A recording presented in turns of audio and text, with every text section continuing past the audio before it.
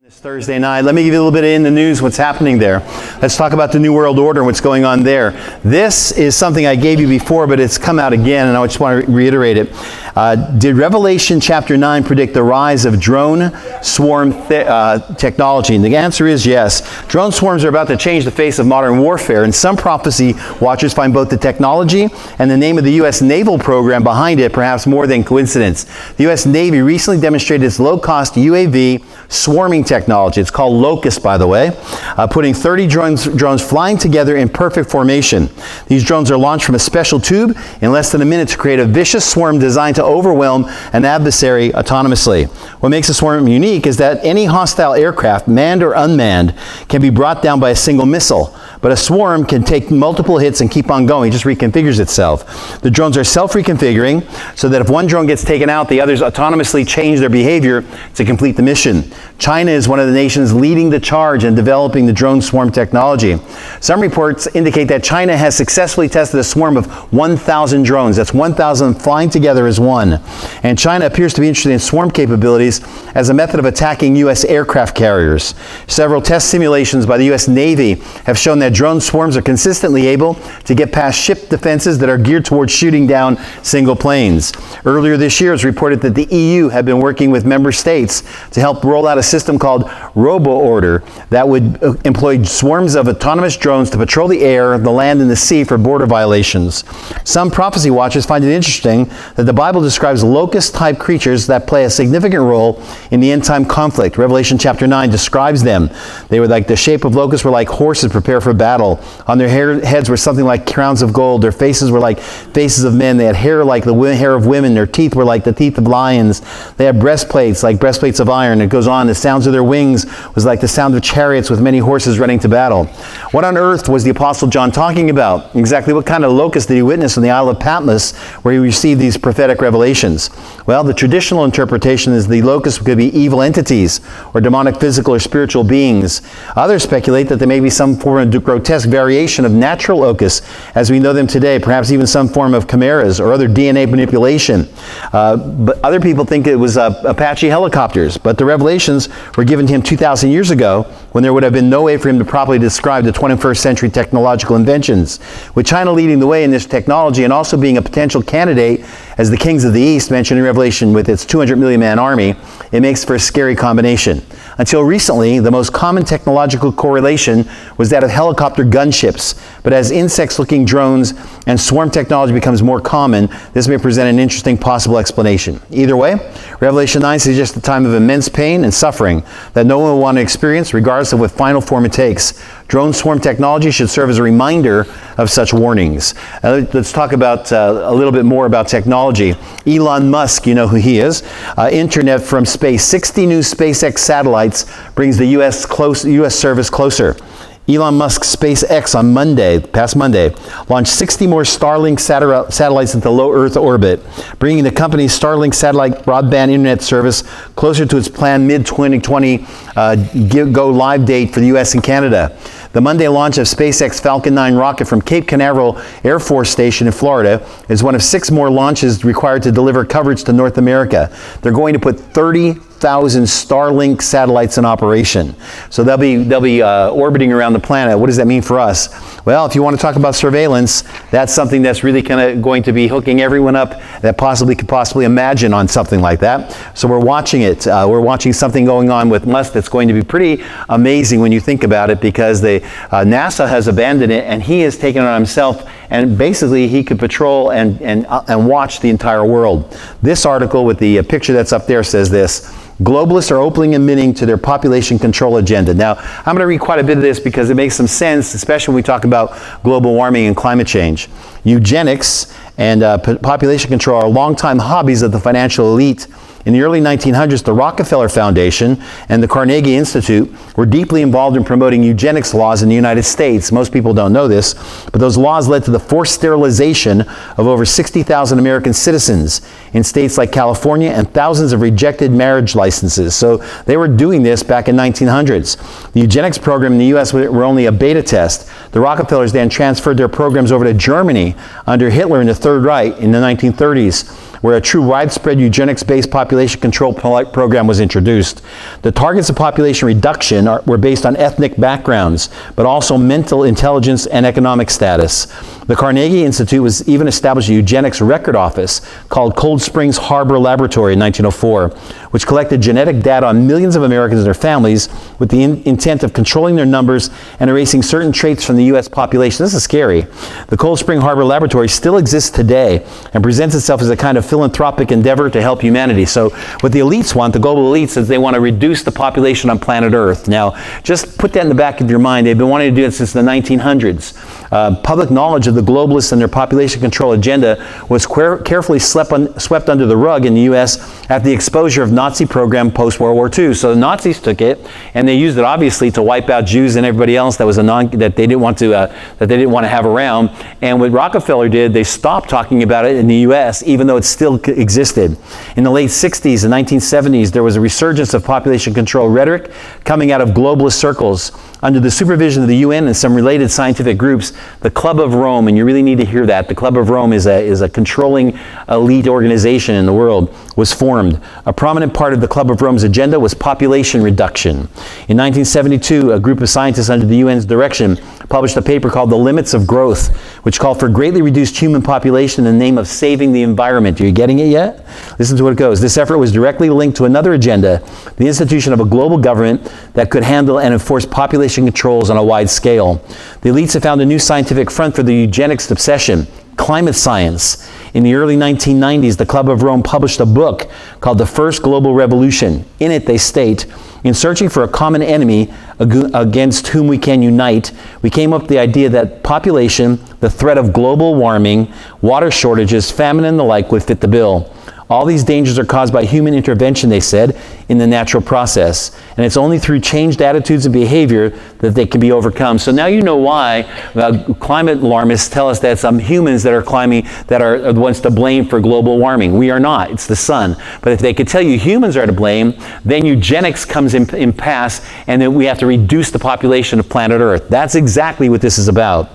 The statement comes from chapter 5 of their book. They say the vacuum which covers their position on the need for global government. They're saying because of that, we need a global government. Watch how this ties into Revelation.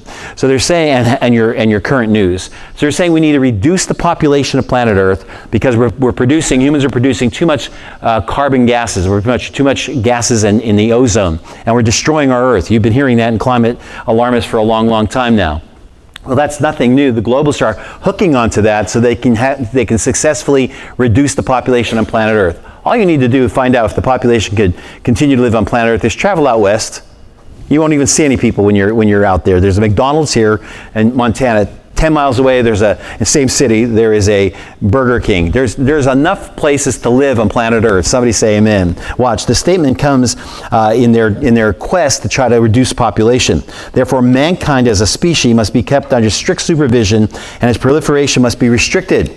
The Club of Rome and the UN agenda have always been intimately connected, using the idea of protecting the Earth. In paper titled Proper Earth Government, a Framework and Ways to Create It, climate change could be used to convince the masses, I'm quoting, of the need for a global government. That's an Antichrist government. Integral to his plan were the introduction of new global religion and a population controls. As we close in on the end date for the UN's 2030 agenda, which calls for a radical shift in human production from oil and other large-scale energy sources into small-scale renewable energies, there are only 10 years left for the globalists to achieve their goals if they hope to meet their announced deadline. Now, listen to this as it closes down. The human population would have to be reduced dramatically in order to survive on the meager energy output of renewables. Renewables cannot keep as many people that are on the planet right now going. A disaster of epic proportions would have to take place soon so that the globalists could then spend the next decade using the resulting fear to convince the surviving population that the global governance is needed. Without aggressive crisis and change, most people would never go along with the UN's agenda out of simple desire for self-preservation. Even many leftists, once exposed to the true nature of carbon controls and population reduction, might have second thoughts when they realize they could be affected. The population agenda is being ramped into high gear right now, and the public is being carefully conditioned over time to accept the idea that man-made climate change is real and population is the source of the problem. That's exactly what's being fed to us. Recently, a group of scientists partially funded by something called the Worthy Garden Club claimed 11,000 signatures on a statement for the need for population reduction. It goes on a little bit more and says this, and I know it's lengthy, but just listen. Population control is also being brought up consistently as an issue in the 2020 presidential election race. Bernie Sanders argues for birth control measures in poor countries. Abortion is part of that. Abortion, birth control, and the liberal leftists and the Democrats want abortion. It's part of the plan and part of the agenda. Elizabeth Warren promoted abortion by saying it was as safe as getting your tonsils removed. She really doesn't have a brain. I mean, I'm really not sure what's between her ears. She has consistently promoted the carbon control agenda of the UN and was, interestingly enough, a member of the University of Texas Population Research Center in the 1980s. And Green New Deal politicians are throwing their support behind the statements from the Worthy Garden Club on population reduction. So what does this all mean? Well, far from exploding beyond the Earth's capacity, people are barely having enough children to keep the current population stable. We right now, for the first time ever in America, there are more people dying than there are children being born. First time ever, by the way. It would appear that globalist agenda is already in motion. So how many people would the globalists like to kill off to achieve their utopian aspirations? Well, globalist Ted Turner, in a moment of honesty, said when confronted by We Are Change that the population should be reduced to 2 billion, down from 7 billion. They want to kill 5 billion people. Now, how would they do that? Well, let's just tie everything together. Obamacare was going to have we're going to have councils that tell you whether or not you should get coverage if you have cancer. So they were a death squad. And so all of this plays together. Climate control, Obama's death squads. Who will determine who lives and who dies? Anybody have any idea? The government and the elitists will determine who lives and who dies. And this is right on mark, by the way. People are buying this hook, line, and sinker. You have kids and you have millennials coming out of college and they want to save the planet. What they don't realize is the next step is you have to get rid of humans in order to save the planet. This is an agenda and it's coming. I talked about AI before, and this is in the news this week again. I get a lot of comments on this one. Will artificial intelligence create pathway to the Antichrist? In the Hollywood blockbuster The Terminator, humans create a powerful network of computers, an artificial general intelligence named Skynet. Skynet develops the ability to think for itself and decides to eliminate humans. War breaks out between humans and the machines with an advanced artificial intelligence and control of the machines. Is this our future? Well, some say yes. For example, speaking at MIT in 2014, Elon Musk again called artificial intelligence our biggest existential threat, and he's right. He also said, with artificial intelligence, we're summoning the demon. In the same year, Stephen Hawking told the BBC the development of full artificial intelligence could spell the end of the human race. It would take off on its own and redesign itself at an ever-increasing rate, he said. Humans who are limited by slow biological evolution couldn't compete, and they would be superseded. But is this all true, though? Is artificial intelligence humanity's greatest threat? Absolutely not. Artificial intelligence won't destroy the human race. While it's certainly possible, that doesn't make it likely. No doubt, artificial intelligence will be extremely powerful. Let me tell you how. This article goes on to tell you this. It goes on to tell you that artificial intelligence will be a tool. It'll be something that will actually be incorporated into humans. We already have it. If you have a pacemaker, if you have anything that's electronic that's helping your body, that's the artificial type of artificial intelligence. Well, there's talking about a merging of artificial intelligence. As a matter of fact, Putin knows it. Vladimir Putin said, whoever controls this, whoever controls artificial intelligence will conquer the world. And the way he says it, because he says that nuclear weapons will become obsolete. They will be conventional warfare. He says you will have an unstable arms race ending in global annihilation if you had that, and global government. Vladimir Putin thinks in September 17th, he said, the one who becomes the leader in this sphere will be the ruler of the world. Putin was talking about artificial intelligence. He understands the stakes. He knows a race is on. It's a race to create artificial intelligence. The second place nation that gets nothing. The first place nation gets the whole world. The power of artificial intelligence and the other advanced technologies will be enormous. As Putin said, those in possession of artificial intelligence will rule the world. The processing speed and knowledge base of artificial intelligence will be so great, it will seem all-knowing to most. Linked to a global network of cameras and audio devices, those in control will seem all-knowing, all-seeing, and all-powerful. Made of non-biological materials and having already conquered the earth, artificial intelligence will seem immortal. These are all characteristics typically used to describe God. So it should come as no surprise some people will seek to worship it. In fact, it's already happening. In 2015, a former Google and Uber engineer named Anthony Lewandowski created a new church called The Way of the Future. Its stated purpose is to create a peaceful and respectful transition of who is in charge of the planet from people to people plus machines. He says that activities will focus on the worship of a Godhead based on artificial intelligence developed through computer hardware and software.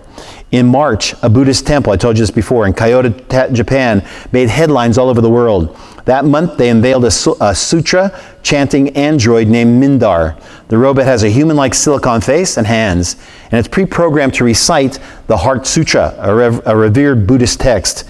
Temple visitors can ask the robot questions. Using artificial intelligence, Mindar answers in Japanese, while Chinese and English subtitles appear on a wall behind it. With built-in cameras, Mindar makes eye contact with questioners, creating the illusion it's alive and interacting with people. It's so lifelike, people now are worshiping it. That's right, people are actively engaged in the worship of a robot idol. So why does he bring this all up? Because with the speed with which AI will come to dominate our world will come as a shock to many people. A world ruled through artificial intelligence isn't a futuristic dream. It's an imminent reality. According to Ray Kurzweil, a computer will pass the Turing test in 2029. This means a computer will develop the ability to exhibit intelligent behavior equivalent to or indistinguishable from that of a human. In the same year, Kurzweil estimates $1,000 worth of computing power will equal one human brain. This means a company such as Apple, which sits on a cash reserve of over $100 billion, could effectively hire 100 million employees. This is 40 times as many employees as currently work at Walmart, the world's largest employer. But these employers will never go on vacation. Employees will never go on vacation. They'll never take smoke breaks. They will work 24/7, and they'll never get paid. They also become even more productive as they redesign themselves to be faster and more efficient. Billions of humans deploying billions of super intelligent machines will create a world of profound and rapid change. For those who read the Bible, this comes as no surprise. It's exactly what the Bible foretold centuries ago. Is it a coincidence? I don't think so. We're on the threshold of the end times. All the signs Jesus and the prophets said to look for are present. Let me go over them for you. The Jewish people are back in their land, Jeremiah chapter 23. They're back in Jerusalem, Luke chapter 21. The gospel is preached throughout the world, Matthew 24. Travel and knowledge are rapidly increasing, Daniel 12. All enemies surround Israel on every side, Psalm 83. The coming of arrival of artificial intelligence is just one more sign pointing to the soon return of Jesus. Why? Because the Bible says one man will come to dominate the globe, Revelation 13:7. He'll be so powerful, no one will be able to oppose him, Revelation 13. He'll control every aspect of global commerce, Revelation 13:17. The world will even worship him, Revelation 13:12. For centuries, these events seemed impossible. Outside the supernatural, they probably were. Now our generation is on the verge of a world where such global domination is not only possible, it's imminent. Let me give you a little bit more as we go on. This is about Europe's oldest hatred is back, with EU labeling law for Jewish products. So the EU is going against Israel again. 2 generations removed from the Holocaust, a rising specter of anti-Semitism is once again haunting Europe. The Court of Justice of the European Union just passed a ruling discriminating against Jewish businesses in Israel. The court declared that EU law requires that derogatory labels be placed on products made by Jews in disputed Israeli territory. So put this in your mind, because I'm going to give you another article in a moment that's really pretty powerful. So what they're doing is they're saying this. Israel imports quite a lot of things through the world, and they import wine, and most of that wine comes from areas that they have settlements in after 1967. Well, now the BDS movement all over Europe is saying we have to put labels on those saying we don't approve of these wines because they're from settled, occupied territories. And so they just passed that through Europe. Now just keep that in your mind for a second, and let me give you another article that goes with that. So we see that one first, and this one happens also this week. The world against Israel. 154 nations just rejected Israel's connection to the Temple Mount. The United Nations gave preliminary approval for a resolution that calls the Temple Mount by its Muslim name exclusively. Haram al-Sharif, reports the Post. The resolution passed at the UN's 4th Committee in New York City in an overwhelming turnout of 154 to 8. The vote featured 14 abstentions as well as 17 absences. It was one of 8 anti-Israeli resolutions approved last week. An expected 15 more anti-Israeli resolutions are anticipating approval as well. We are in the last days. When you see Israel being attacked, it's become a nation, you're seeing it attacked. Every time Israel has been attacked by the world, we've had a world war. And so not only the signs that we've been hearing about, but also the animosity towards Israel. And it says this, it goes on to say this, it says, although only Israel and the United States were the only ones to vote against all 8 resolutions, Australia, Canada, Guatemala, Marshall Islands, Micronesia, and Nauru joined them in voting against the Jerusalem texts. All of the 28 EU member states backed the resolution. All of Europe backed the resolution. Acting U.S. Deputy Representative to the United Nations, Cherith Norman Shillette, responded to the resolution saying, quote, "We are disappointed that despite support for reform, member states continue to disproportionately single out Israel through these types of resolutions." She added, "It's deplorable that the United Nations, an institution founded upon the idea that all nations should be treated equally, should be so often used by member states to treat one state in particular, Israel, unequally." Now, I want you to understand a couple other things. Now we're getting some backlash that congressmen and especially and senators like Bernie Sanders wants to stop support for Israel. Let me tell you the support for Israel. This came out today. U.S. aid to Israel draws an incomparable high return. Despite criticism from a few Americans and American politicians, U.S. aid to Israel is not really aid at all, and it's certainly not given out of altruism. Indeed, the $3.8 billion provided annually to Israel by the United States is actually an investment made in our own security, one that delivers an incomparably high return. Several presidential candidates recently proposed suspending some or part of this investment unless the Jewish state does more to support U.S. goals of facilitating an independent state with the Palestinians. So it's a bribe. It's saying we're hearing about the impeachment process about withholding aid. That's what these are saying. They're saying we want to withhold aid to Israel unless they recognize Palestine. It's the same thing. It's blatant. Listen, it says, let's put the Israeli investment in some context. Foreign aid is usually less than 1% of the U.S. federal budget. The United States currently spends about $75 billion on military operations in and aid for Afghanistan. We're only talking $3.8 billion to Israel. $65 billion for Iraq. $3.2 billion for Pakistan. The value of this $143 billion in spending certainly bears scrutiny, but few Americans complain about that. Now let's consider the value of the win-win U.S. investment in Israel.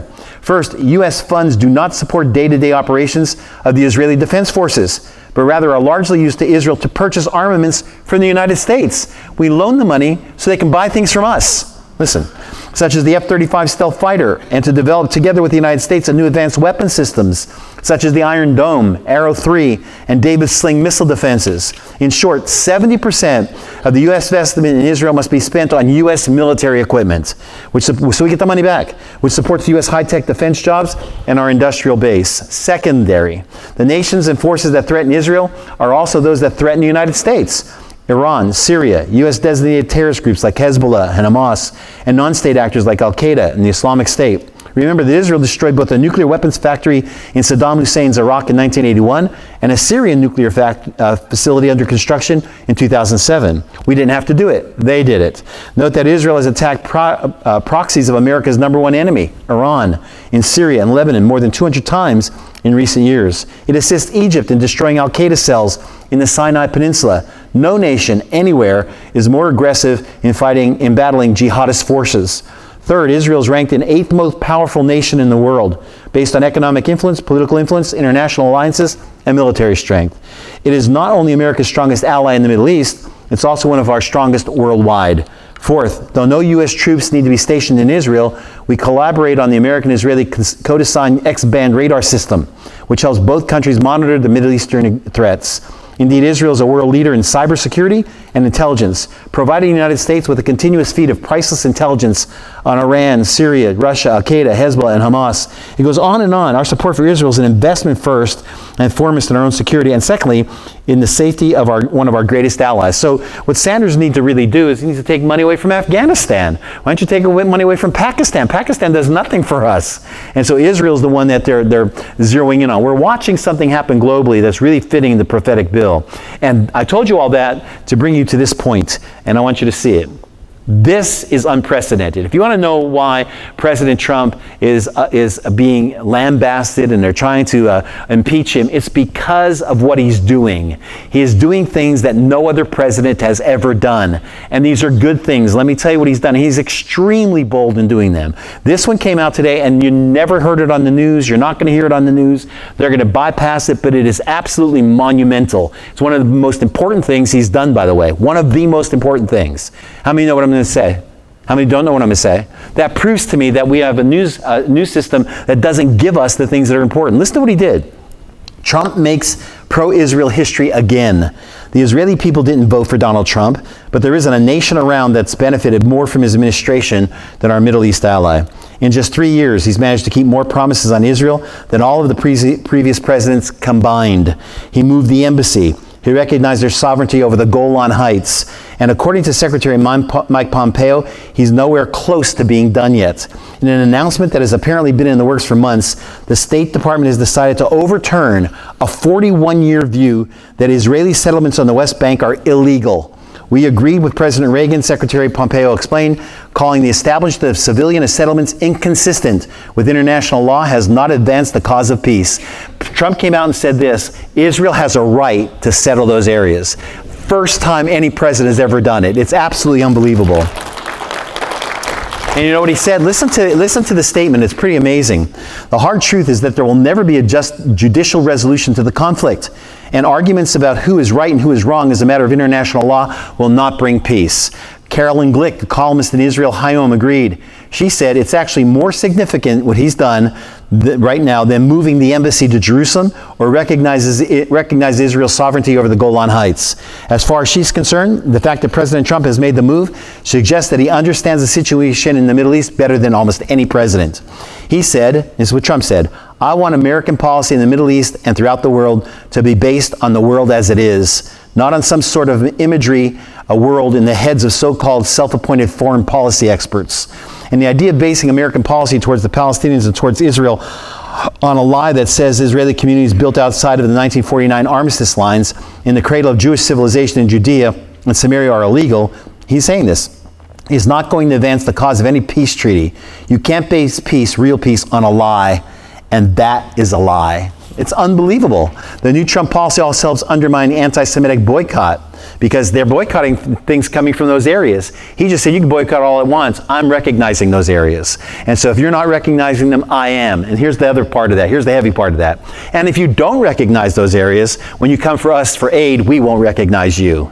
And so he is extremely strong in supporting Israel. That's probably the greatest thing he's done, believe it or not, because it's saying, Israel, you have a right to your land. And if you put settlements there, no UN, no international board is going to say that you don't have a right. He says, you stay there, don't come out. Obama was trying to get them out of those settled lands. Think about the switch on this. Even Bush was starting to vacillate on it. He said, you can stay in those lands. You won them through war. You originally owned those lands, and you need to be there. That's powerful, very powerful. Let me go a little bit further and give you some things that are pretty sickening. You ready for some sickening news? All right, here you go. Sign of the times. Lesbian Episcopal priest made CEO of National Abortion Group. Abortion providers are some of my personal heroes and modern-day saints, says Episcopal priest and longtime abortion activist Catherine Ragsdale. With statements like that, it's not hard to see why the Ragsdale has recently been appointed to serve as the CEO and president of the National Abortion Federation. Ragsdale served as the dean of the Episcopal Divinity School in Cambridge, Massachusetts from 2009 to 2015 and was a priest at St. David's Episcopal Church in Pepperell until taking the position at the seminary. She was a member of the board of Religious Coalition for Reproductive Choice for 17 years and currently sits on the board of NARAL, Pro-Choice America. In addition to her abortion advocacy, she's openly lesbian, marrying another female Episcopal priest. Listen, if you're Episcopalian and you're listening to me today, you need to get out of the Episcopal Church. You need to run as fast as you possibly can. In April 2019 speech at Kentucky Reproductive Freedom Fund fundraiser, Ragsdale claimed that the Bible says nothing about abortion and that it's dishonest and manipulative to call the human in a womb a baby. I have something to say to Ragsdale. You do not know your Bible. You are biblically illiterate. As a matter of fact, you are stupid when it comes to the Bible. Let me put that in plain English. You're real stupid when it comes to the Bible. Listen to this. For Father Frank Provone, a National Director of Priests for Life and President of the National Pro-Life Religious Council, had this to say in response to Ragsdale's appointment. For decades, Catherine Ragsdale, a false prophet, has been trying to put religious vestments on child killing. She led the Religious Coalition for Abortion Rights, which actually provides rights for blessings for parents about to kill their children and to the facilities in which the blood is shed. That group also provides scripture studies that attempt to say exactly the opposite of what Scripture says about what God thinks of the shedding of innocent blood, he wrote. Father Provone said it's not surprising that NAF chose Ragsdale to lead it. It actually reveals one of the greatest weaknesses of the abortion industry, and I like this. Science is not on their side. Logic is not on their side. History is not on their side, he explained. They ran out of arguments a long time ago to try to justify abortion. So now, all they have left is to disguise it in spirituality. And he's absolutely right. Let me give you this one, another part of news that we're not too crazy about. America's religious decline. According to interview data recently released by Pew Research, the percentage of Americans labeling themselves as Christian has fallen significantly in the last 10 years. I've told you this before. In addition, significantly fewer attend church services regularly. At the same time, more Americans label themselves as spiritual, but not religious. And the percentage of the religiously unaffiliated has significantly increased. The correlation between self-identification and age is also clear. The older the person is, the more likely he or she is to identify as a Christian. The opposite is also true. The younger the person is, the less likely they are. Bible prophecy warns that in the last days, an increasing number of people will be lovers of pleasure rather than lovers of God. And they will have a form of godliness, but they'll deny the power. That's in Timothy chapter 3, by the way. In fact, there will come a time when those who do hold the true name and teachings of Jesus Christ will be hated because of his name. And you are watching it right now. They call it hate speech. It's Luke chapter 21. America's continuing religious decline, especially among once professing Christians, is real, and it fits well with the end time prophecies. This is another one. This is Nativity Square in Bethlehem. And by the way, this is amazing. If you've ever been there, this is right outside the Church of the Nativity. And it is, I've been there for Christmas. It's unbelievable. There's a Christmas tree. This is in the heart of Bethlehem. Now listen to this, because it'll tell you a little bit about what's going on there. In a few weeks' time, the Palestinian Authority, the PA, will perform its annual Christian Deception Show. As it's custom, the PA will invite foreign journalists and diplomats to Bethlehem, where its spin doctors will wax poetic about good relations and harmony between Christians and Muslims in the city on the eve of Christmas. PA officials often seize the opportunity to blame Israel for the plight of Palestinian Christians. Christians are leaving Palestine amazing numbers. And Bethlehem is in Palestine. It's in that area that's controlled by Hamas, and they're leaving it in mass numbers. They only make up 1% right now of the Palestinian population in the West Bank and Gaza Strip. There's one incident, however, that the PA officials will do their utmost to keep under their wraps. They just killed the mother of a Christian boy that owed some money. The police went in, and I'm not going to read it all. The police went in and they killed the mother, and they arrested the boy because he owed a Palestinian some money. He was Christian. They won't tell you anything about that. And here's another thing. According to the number of Christians in the Gaza Strip is currently estimated at a few hundred. Listen, it used to be half the population. Until 10 years ago, there were about 3,500 Christians living under Hamas rule. Most fled Israel to the West Bank or other countries in the West. Now, according to a 2018 Palestinian Central Bureau of Statistics census that they put out, they said there's 47,000 Christians living in the West Bank, the Gaza Strip, and East Jerusalem. And by the way, right now, there's less than 3,000 living there. So the timing of this death of Timnah, which is their name in Bet Jala, could not have been worse. Palestinian authorities are sweeping it under the rug. Abba himself has made a habit to participate every year in the Christmas Eve celebrations at Manger Square in the Church of the Nativity in Bethlehem. This is his way of showing the world how much he cares about Christians and provides them with security, which is one of the biggest lies you could possibly imagine. He is looking to purge. He's blaming pretty much the Israelis for the Christians leaving. He's looking to purge the Christians out. If you go through Bethlehem, you'll see on the houses, you'll see right above the door, you'll see either Muslim signs or you'll see a Christian sign. Those Christian signs are starting to disappear. Last time I was there, I started seeing them being chiseled away because Christians are leaving in mass. Hamas is persecuting them, and they're not willing to say it, but they'll still put up Christmas trees and make you think that nothing's wrong. Let me give you a little bit of moral decay. This is something that you're not hearing about. That's a male. That male has transitioned to a female, and now that same male has retransitioned back to a male. And you hear nothing of this, and you need to hear it because it's growing. What happens to children whose gender transition and then change their mind? Andrew Sullivan is a writer and a gay activist who played an enormous role in mainstreaming the idea of same-sex marriage in both the LGBT movement and in the culture at large, has just placed a very large target directly on his back. Now, he is a gay activist. He's writing this. This is not written from a conservative. It's writing from somebody who's gay, so listen to it. New York Magazine just published an extensive essay that he wrote called The Hard Questions About Young People and Gender Transition.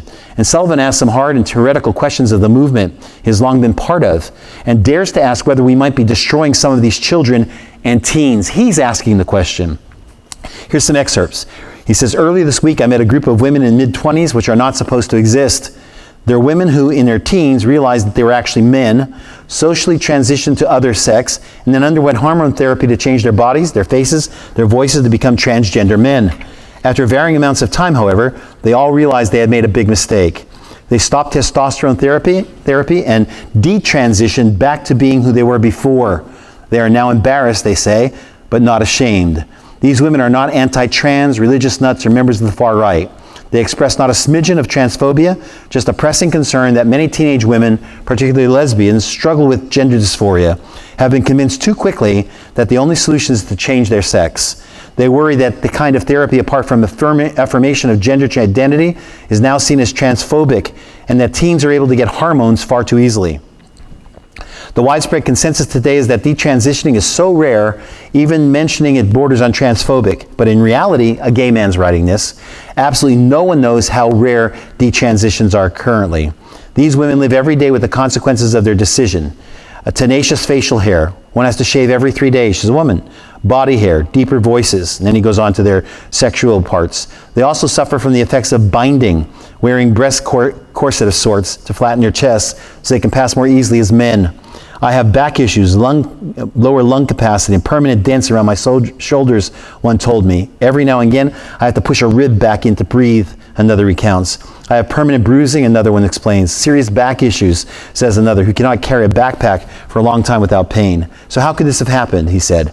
We are regularly told that no child or teen is encouraged to take puberty blockers and cross-sex hormones unless they have shown consistent, insistent, and persistent identification with the opposite sex. And yet all these women became trans quite suddenly after puberty, found affirmation immediately, and got testosterone easily. One says she told her mom one evening that she was having a sleepover with friends. Within a couple of hours, after telling her life story, she says she was diagnosed as a trans by a social worker who was impressed by her tenacity in driving so far and was started on testosterone therapy before getting any results from blood work. Another got diagnosed online and got testosterone in the mail. By their own accounts, they had been adamantly trans in their teens. But one went by the pronouns Zer and Zers, and flew into a rage if she was misgendered. Once they had transitioned and felt miserable nonetheless, they felt it was just too part of being transgender. How typical are these responses? We can't tell, because in the US, it's close to impossible to get an empirical grasp on it. The Reddit group for detransition is over 6,000 members so far. 6,000 have detransitioned. They've come back. They went, they came back. Listen, before the web, many trans teens felt alone and isolated. Here's the crux of it. Whereas now they feel collectively supportive and affirmation from peers around the country and the world. But those spaces also tend to be dominated by trans people who worry about trans people not getting treatment and eager to help others transition. Detransitioning is rarely mentioned and usually discounted as a myth or equated with transphobia.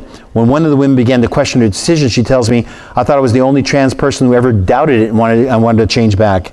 A Brown University professor, Lisa Littman, published a paper earlier this year citing parents' reports on their transgender kids.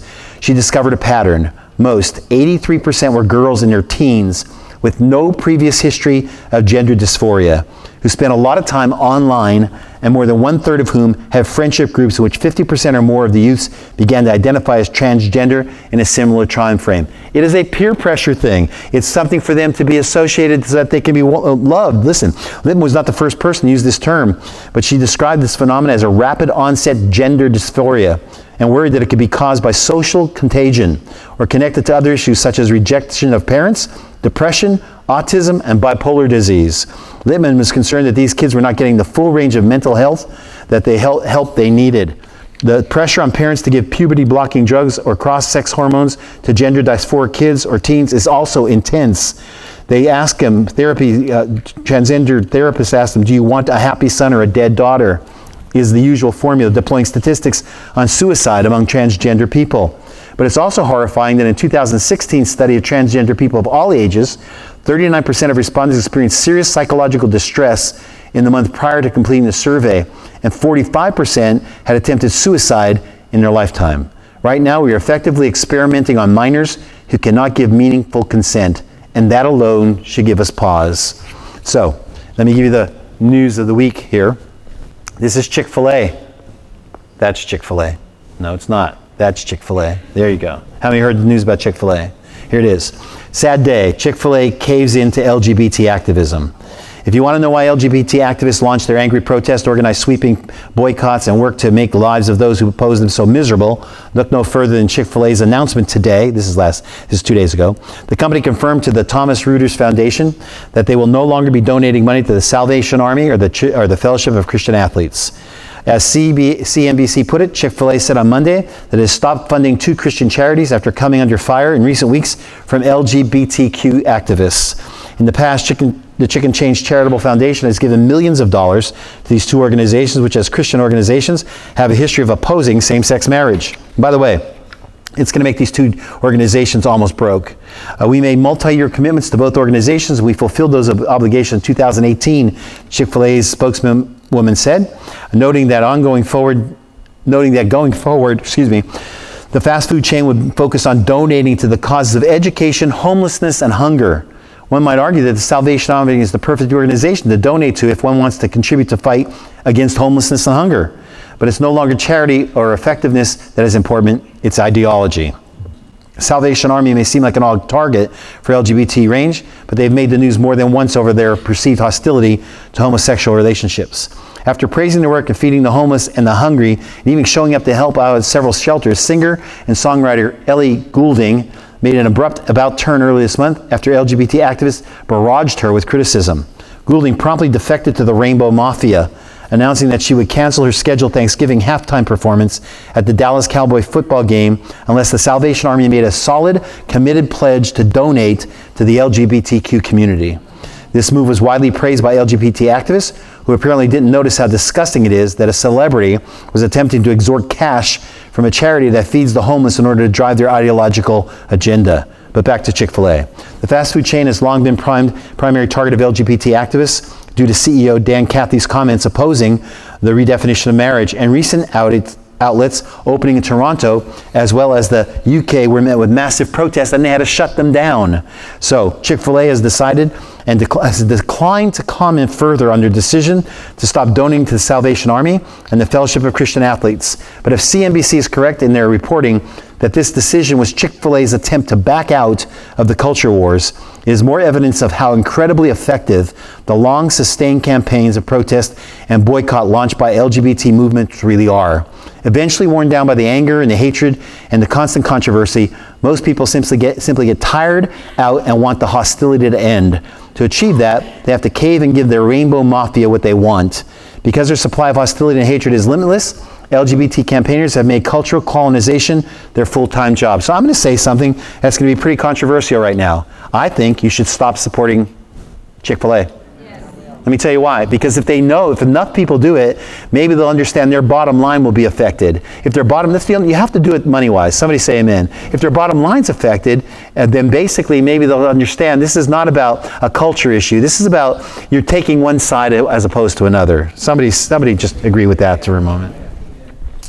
All right. I'm going a little longer today, but that's okay. Texas teacher says parents should not have the final say in school drag queen event and blast their misguided, bigoted views. So you should have any say in your children. Listen, Texas teacher says that parents should not be able to stop schools from hosting drag queen events. If those guys showed up in my school, I would have nightmares. Willis High School English teacher Anthony Lane took to Facebook to scold parents who were outraged that a drag queen performer had been invited to the school to instruct students how to apply makeup in a cosmetology class. Elaine allegedly said the school's parents were beholden to misguided, bigoted views. They were driven by their archaic beliefs. I believe that raising a child, he says, is the responsibility of the community. That's a lie. Raising a child is the parent's responsibility. And that parents, he said, should not have the final say. Really? Who do you think had them? The community didn't birth them. Let's be honest, he said, some of you don't know what's best for your kids. Oh, so the government does, and public school does. Parents believing they should be able to storm the school in the name of religious belief if something happens in the school that they are morally opposed to. We are not required to protect the misguided, bigoted views of their parents. If you want children to educate with your values, find a private school that will do. And he's absolutely right there. Get your kids out of public school. All right, I'm going quickly. Last two. These are kind of ridiculous ones. This is, you know who that is? She is wearing a over $12,000 Armani jacket, but she made a speech to deliver a speech about income inequality. Income inequality. She said we should be dividing, it's socialistic, we should be dividing out our income. It shouldn't always go to the one percenters. She's wearing a $12,500 jacket telling people that we should divide our income. Why don't you take your jacket off and split it in half? Take a couple pieces and let somebody sell it. This is kind of the ridiculous that you see in politics. And let me give you one last one. Here's one last thing. By the way, here's what she said. Now, we all know many people who are still hurting financially. I see it everywhere I go. The Great Recession wiped out jobs, homes, and savings, and a lot of Americans haven't recovered and don't have enough money for their basic foods. But I got a $12,000 jacket on. It's ridiculous. All right, you ready for this one? I'm not going to show you a picture yet. An abandoned puppy named Narwhal has found online fame for his unique and unicorn-like birth defect. A Missouri rescue group has taken on the 10-week-old pup who was born with an extra tail right in the middle of its forehead. How many saw this? So this goes on. He's quickly getting worldwide attention, which his foster family says is amazing for the other special needs dogs at the mission. The tail is like a congenital defect. Those usually manifest in dogs as cleft palates or extra toes, and the causes can range from environmental factors to toxins the puppy's mother have been exposed to. Herring believes the dog could have a special purpose in life. He could visit schools, hospitals, and nursing homes and show others that being different is more than okay. It's great, in fact. According to the post from the staff at Mac's Mission, there's only one thing they'd change about Narwhal. We all wish it wagged, which it doesn't. The extra tail is not connected to anything, has no real use other than making him the coolest puppy ever. Gives a whole new meaning to a unibrow, doesn't it? Anyway, that's our news for tonight. I'm going to ask the ushers if they come forward as we wait on you for some offerings. And